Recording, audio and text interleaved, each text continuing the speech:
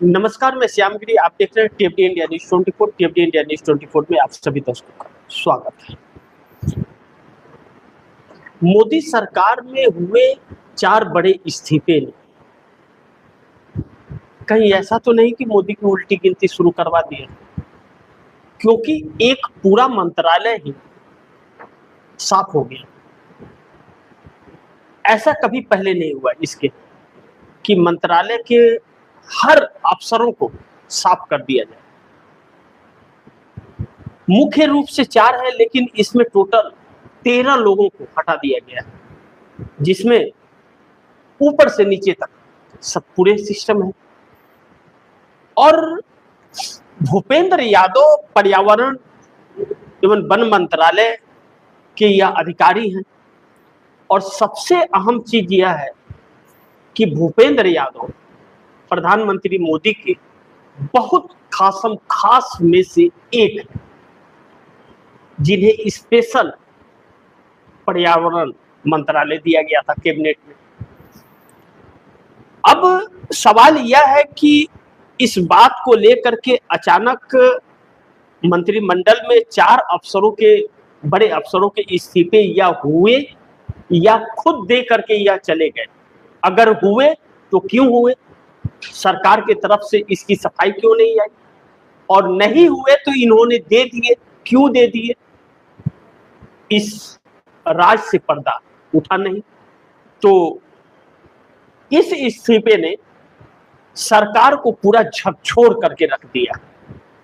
अब आप दर्शक कहेंगे कि झकझोर कर रख दिया, इसका मतलब साफ है, तभी ऐसी परिस्थिति आती है झकझोरने वाला, जब अफसर खुद से इस्तीफा दे दे और सरकार के बातों को मानने से इनकार कर दे और खुद इस्तीफा दे दे कि हम इस्तीफा देने को तैयार हैं, लेकिन आपके द्वारा बताए गए कार्य हम करने को तैयार नहीं है, क्योंकि रीजन बताकर कि आपके काम सही नहीं है। अब इन हालातों में सरकार बैकफुट पर है। अब एक पूरा मंत्रालय साफ हो गया है, पर्यावरण एवं वन मंत्रालय, जिसके मुख्य रूप से अमर सिंह प्राइवेट सेक्रेटरी, आयुष शरण, शैलेश सिंह और सिद्धार्थ यादव, इन 4 उच्च स्तरीय अधिकारियों ने, जो सेक्रेटरी रैंक के, इन लोगों ने इस्तीफा दे दिया।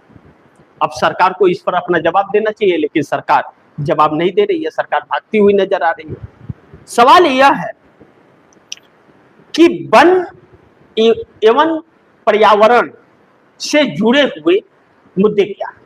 पिछले दिनों यूजीसी को लेकर के बात आई थी, पर्यावरण को लेकर के पहाड़ों को काटने तोड़ने की बात आई थी, देश की जनता सड़क पर आ गई थी। सुप्रीम कोर्ट को फिर इस पर रोक लगाना पड़ा और सुप्रीम कोर्ट के आदेशानुसार सरकार लाई थी, लेकिन जनता को पसंद नहीं था।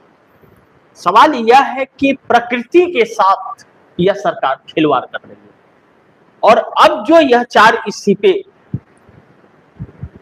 जो मोदी के लिए उल्टी गिनती शुरू होने के बराबर है और सरकार को झकझोर करके रखे हुए हैं, यह अचानक से मंत्रिमंडल में इस्तीफे हुए हैं अफसरों के, अचानक हुए, किसी को पता नहीं था, उन्हें भी नहीं पता था कि उन्हें इस्तीफा देना पड़ेगा।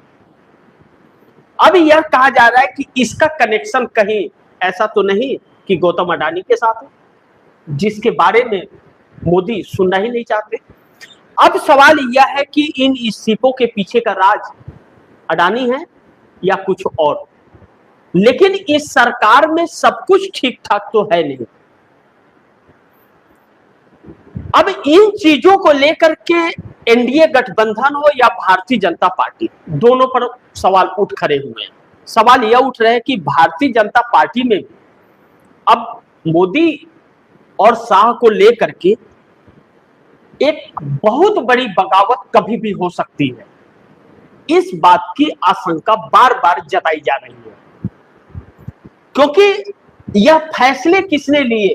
प्रधानमंत्री मोदी तो मलेशिया में है, तो फैसले किसने लिए?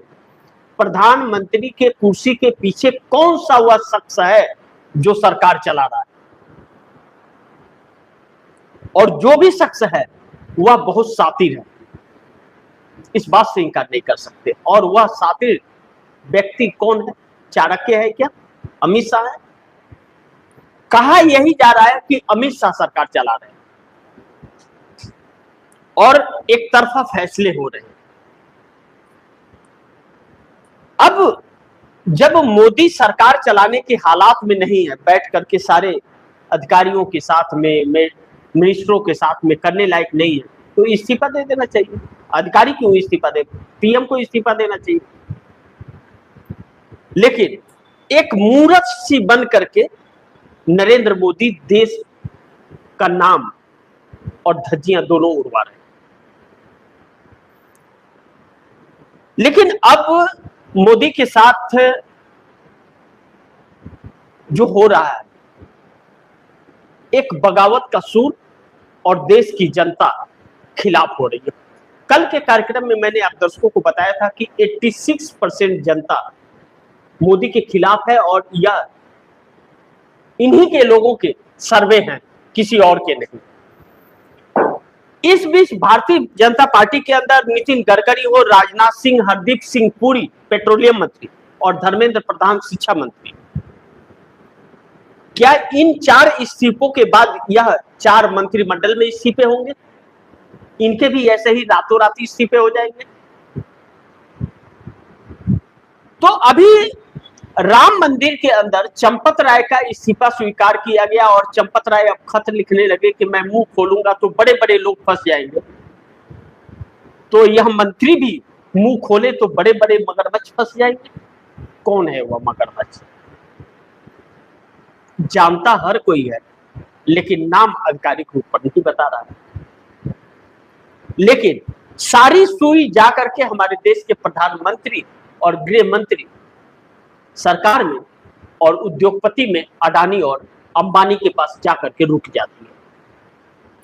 यानी कि देश को खोखला करने में कोई कसर छोड़ी नहीं जा रही है, और जो अफसर इस पर जवाब दे रहे हैं या करने से मना कर रहे हैं, उन्हें अपनी नौकरी से हाथ धोना पड़ रहा है। यानी कि एक तानाशाही प्रवृत्ति चल पड़ी है कि जो आदेश होगा आपको करना पड़ेगा। आप दर्शकों को याद है, मैंने कई कार्यक्रम किए थे आरबीआई के पूर्व गवर्नर रघुनाथ राजन को लेकर। रघुनाथ राजन स्वयं इस्तीफा देकर के चले गए थे। वह नरेंद्र मोदी के नियम और प्लान से संतुष्ट नहीं थे, उनकी नजर में गलत था, उन्होंने करने से इनकार किया, मानने से, और इस्तीफा देकर के जाना पड़ा। ऐसे में एनडीए गठबंधन के अंदर भी सरकार, एनडीए सरकार मोदी के नेतृत्व में कितने दिन और चलेगी? क्या एनडीए गठबंधन के उन घटक दलों को इस बात की चिंता नहीं कि उनकी भी छवि खराब हो रही है?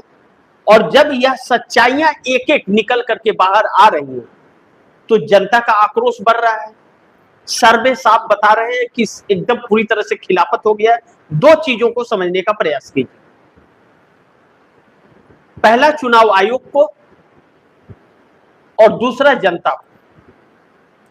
2019 में हमारे देश के चुनाव आयोग पर आम जनता की विश्वसनीयता 52% थी। मैं 2019 की बात करता हूं, जब सेकेंड टाइम नरेंद्र मोदी सत्ता में आए।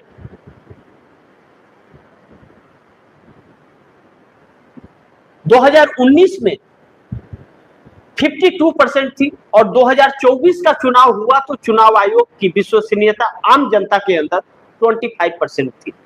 सीएसडीएस का सर्वे यह कहता है, सीएसडीएस संस्था को फंड कौन करता है? सेंट्रल गवर्नमेंट करती है, यानी कि मोदी की सरकार करती है, या जो भी केंद्र सरकार हो वो केंद्र सरकार सीएसडीएस को फंड करती है। यानी कि एक सरकार से कनेक्टेड संस्था है जो प्रमाणित है कि उसके सर्वे मान्य है। तो सीएसडीएस का सर्वे यह बता रहा है कि कितनी विश्वसनीयता खत्म हो गई। तो फिर जब प्रधानमंत्री मोदी के खिलाफ और सरकार के खिलाफ, भाजपा के खिलाफ 86% जनता खिलाफ में हो गई है, यह सर्वे आता है, तो सरकार में अचानक हड़कंप सी परिस्थिति मच जाती है। और इसी पे इन चीजों से आप समझ सकते हैं कि सरकार की स्थिति अंदर क्या है, कि जो व्यक्ति राम मंदिर में चढ़ावा के पैसे को नहीं छोड़ रहा है, उसके खुलासे नहीं हो पा रहे। एसआईटी की रिपोर्ट कहां गई, आई तो कौन है उसमें, नहीं है, कुछ भी नहीं पता चला, कुछ भी किसी ने नहीं बोला। इस्तीफे चंपत राय, अनिल मिश्रा या गोपाल राव के किसको दिए, किसने स्वीकार किया, कुछ नहीं पता चला। क्या लिखा था इस्तीफे में? 4 टॉप रैंक के अधिकारी इस्तीफा देकर के चले जाते हैं, 13 लोगों को, पूरे मंत्रालय को साफ कर दिया जाता है अधिकारियों से, और कुछ भी खबर नहीं आती। इसका मतलब देश से बहुत कुछ छिपाया जा रहा है, जो शुभ संकेत बिल्कुल नहीं दे रहा है।